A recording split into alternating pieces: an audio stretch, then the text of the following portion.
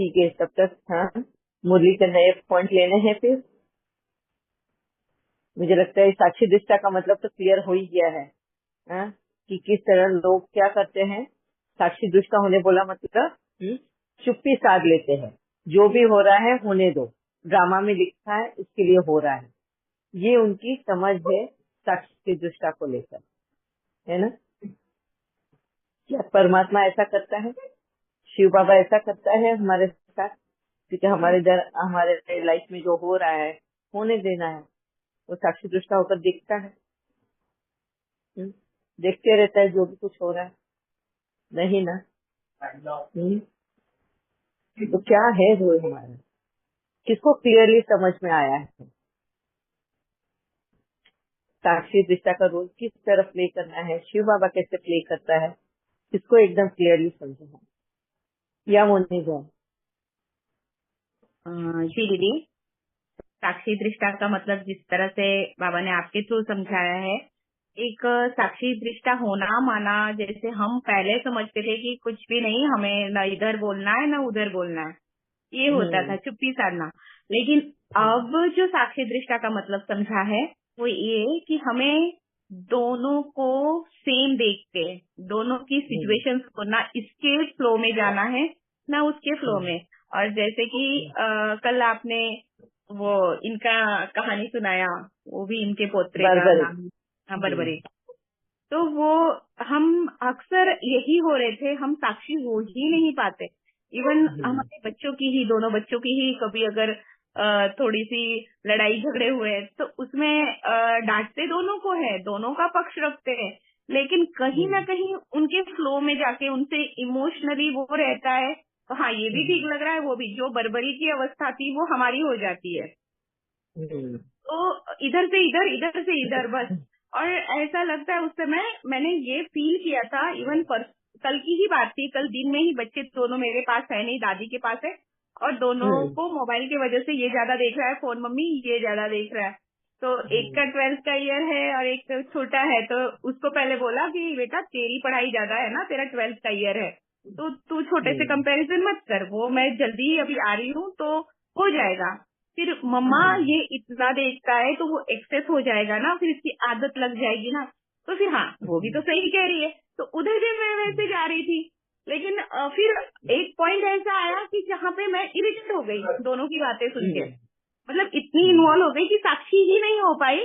मैंने कहा ठीक है, तुम दोनों जो कर रहे हो वो तो मैं अब आने के बाद देखूंगी, और अभी तुम लोग रखो फोन, नहीं मैं तुमसे दोनों से बात नहीं करने वाली हूँ, तुम लोग दोनों एहसास करो कि क्या गलती की है, किसकी गलती है नहीं है, मैं तुम दोनों से बात नहीं करूंगी। और इरिटेट होकर मैंने फोन रख दिया।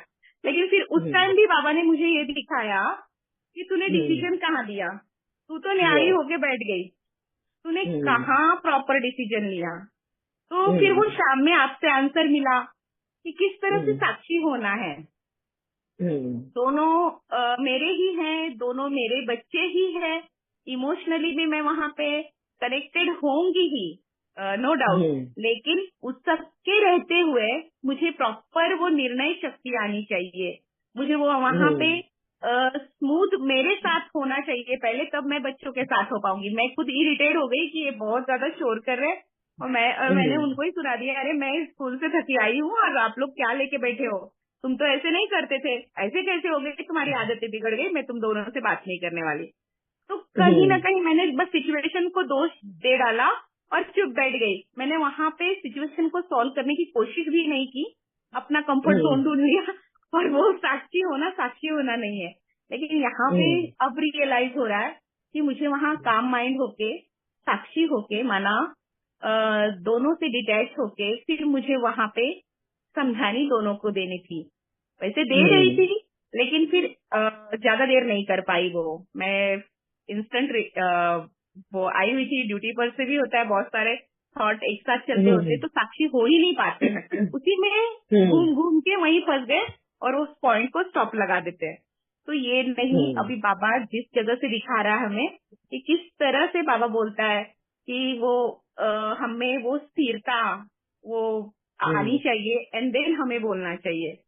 तो एक तो ये मेरा एग्जाम्पल था, लेकिन एक चीज और पूछनी थी दीदी आप से, ये तो मैंने रियलाइज किया और बाबा आगे वो करूंगी, वो स्लो डाउन होके फिर उस पे मैं जाऊंगी साक्षी होके, वो पाठ पक्का किया। एक क्वेश्चन था, मतलब वो भी सिस्टर ज्ञान में ही है, उनकी बहू और बेटे का। तो जैसे अच्छे मतलब उनका एक पोता है छोटा, तो उन्होंने कहा कि बेटा ज्ञान में है, बेटा बातों को समझता है, बेटा जानता है कि हमें किसी भी सोल को मतलब किस तरह से बात करनी है, किस तरह से हमारे बोल होने चाहिए, कैसी समझदारी होनी चाहिए ज्ञान के आधार पर, वो सारी चीजें हैं।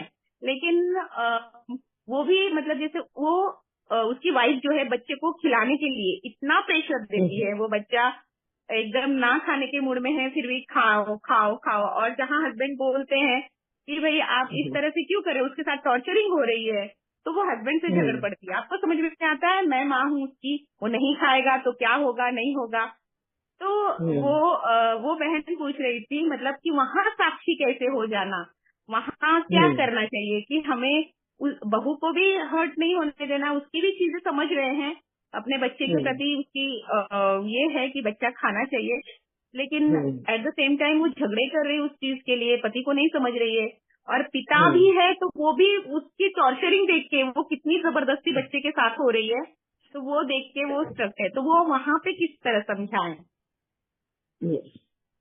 ये बहुत बार ऐसा हो जाता है? तो ऐसे वक्त में हमें पहले तो उनको क्लैरिटी देनी है ज्ञान की, कि बच्चा अगर नहीं खा रहा है तो क्या वजह है, पहले वजह ढूंढे। अगर वो माँ बोलती है अरे ये तो रोज के नखरे हैं, जब भी खाने का वक्त आया है तो खाने को ना ही बोलता है, इसी जगह पे चॉकलेट चिप्स दे दो फटाफट खा लेगा, ये हर माँ ये बात बताती है अपने बच्चों के लिए, है ना। बहुत बार हमने ये बात सुनी भी है कि बच्चों की ज्यादातर माओं की ज्यादातर ये बच्चों के लिए कंप्लेन होती है, जो खाना बनाया वो उनको खाना नहीं होता है, सब जंक फूड खाना होता है। तो सबसे पहले अगर एक माँ है तो माँ को ये समझाना चाहिए कि शरीर जो होता है ना, वो चीज मांगता है जो उसको जरूरत है।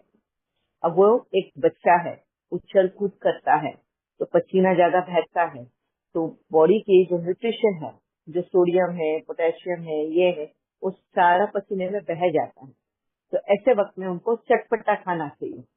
अगर तुम्हारा खाना जो है चटपटा नहीं होगा, हाँ, जैसे हम बच्चों के हिसाब से थोड़ा माइल्ड खाना बनाते हैं, सब्जी रोटी दाल चावल इस तरह से, तो उसको अगर तुम स्वाद वाला बना के दे, तो वो चिप्स एंड जंक फूड नहीं मांगेगा, क्योंकि वही स्वाद उसको खाने में मिल रहा है ना।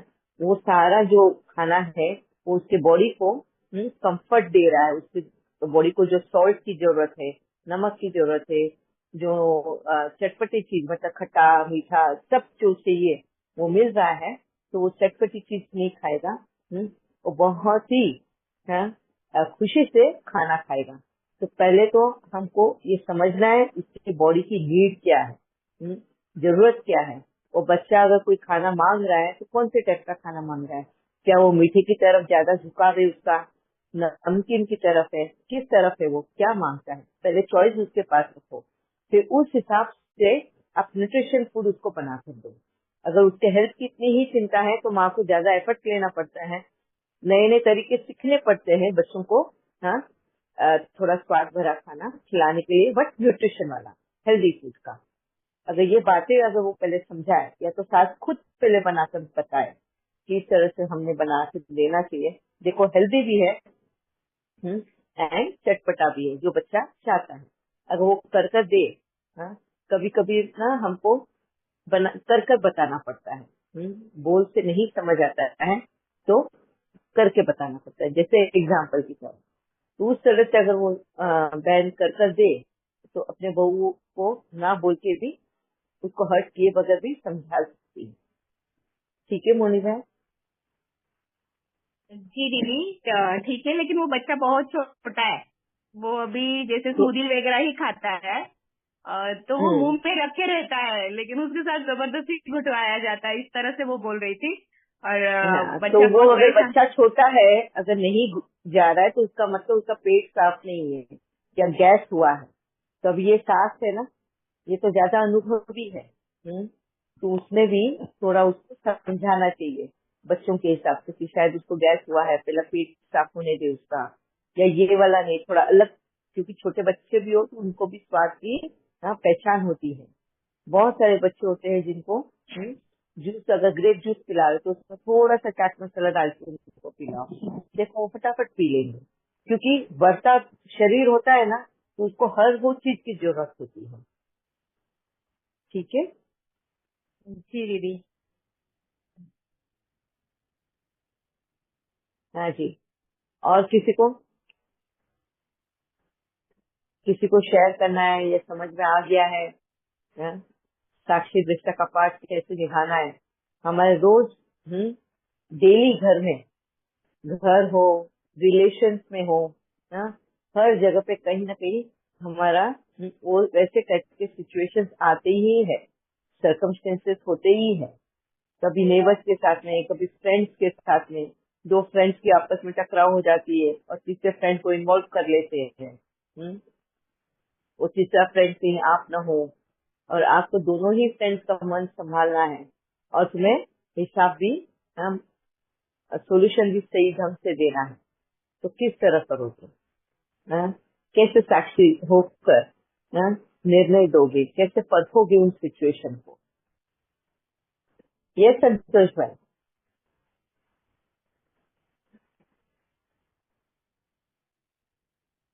आपको अनम्यूट करना होगा संतोष भाई। ओम शांति दीदी। ओम हाँ, शांति। दीदी साक्षी दृष्टा को हम कह सकते हैं कि न्यूट्रल स्टेज, यानी किसी में भी पक्ष नहीं लेना, बिल्कुल यस इम्पार्शियल रहना, क्या हम उसको यस साक्षी दृष्टा की स्टेज कह सकते हैं? यस यानी न्यूट्रल यस रहना बिल्कुल। तो यस जब न्यूट्रल रहते हैं तो पॉजिटिव हम डिसीजन ले सकते हैं, यानी इजीली यस। उसमें। बहुत अच्छे से संतोष भाई ने बहुत इजी वर्ड्स में समझाया, हाँ, कि जब हम न्यूट्रल रहेंगे, हाँ, हम किसी के भी साइड में नहीं है, पार्शियल डिसीजन नहीं लेंगे फिर। अगर हमको किसी का पलड़ा, मतलब हमारा पसंदीदा इंसान हो, हम जिसको बहुत पसंद करते हैं, अगर उसकी तरफ हमारा झुकाव ज्यादा होगा तो हम पार्शियलिटी कर बैठेंगे, इसको कहते हैं अटैचमेंट। जहाँ कहीं पे भी तुम्हारा झुकाव ज्यादा हो तो तुम साक्षी दृष्टा नहीं हो सकते। वेरी नाइस, थैंक यू संतोष भाई, बहुत इजी वर्ड्स में आपने बात बताई। यस संजना बहन। शांति दीदी। ओम शांति। थोड़े से चक्कर होने को माफी मांगती हूँ। मंडे से क्या चक्कर क्या? है, मैं आपके अच्छा ठीक। मंडे से चक्कर, आपका क्लास को चक्कर किया, कुछ इम्पोर्टेंट वर्क था। हाँ हाँ हाँ इम्पोर्टेंट वर्क था, इसके ज्वाइन नहीं हो पाई, इसलिए माफी मांगती हूँ। साक्षी ओके। दृष्टा का मेरे का मतलब से आवाज आ रही है हाँ दीदी? हाँ आ रही है। आवाज आ रही है? ठीक है। साक्षी दृष्टा का मेरा मतलब है वो घर में बहू और बेटा दोनों में आपस में झगड़ा होता रहता है, हमारे सामने ही वो होता रहा, तो हम दोनों साइड भी नहीं ले सकती। सत्य कहाँ है उधर हम